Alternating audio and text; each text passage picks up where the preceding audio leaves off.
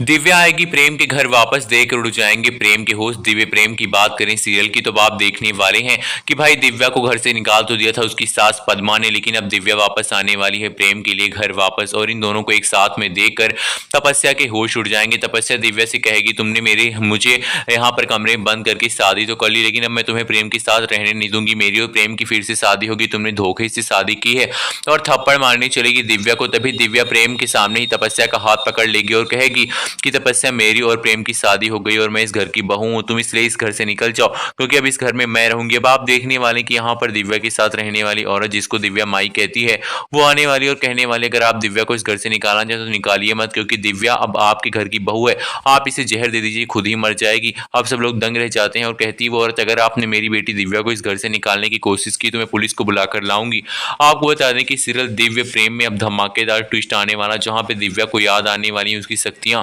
तो उसे पता चलने वाला है कि वो महाकाल की भक्त है और उसकी माँ यहाँ पर एक बहुत अच्छी यहाँ पर जो थी वो यहाँ पर मोहिनी थी, और उसकी मोहिनी माँ होने के कारण इसीलिए उसके पास भी शक्तियाँ, और जो प्रेम है वो उसका रक्षा सूत्र यानी कि रक्षक है। अब आप देखने वाले कि कहीं ना कहीं यहाँ पर जो पंडित जी हैं वो यहाँ पर महाकाल की पूजा करते हैं, पुजारी जी बताने वाले हैं सारी सच्चाई, कहने वाले हैं दिव्या से कि तुम यहाँ पर इस दुनिया में किसी मकसद के लिए आई हो, तो और प्रेम जो है वही तुम्हारा असली पति है और तुम्हें उसके साथ ही रहना पड़ेगा। तुमने उसके साथ शादी नहीं की बल्कि महाकाल की शक्ति ने तुम्हें उसके साथ बांध दिया है एक अटूट डोर में जो कभी टूटने वाली नहीं है।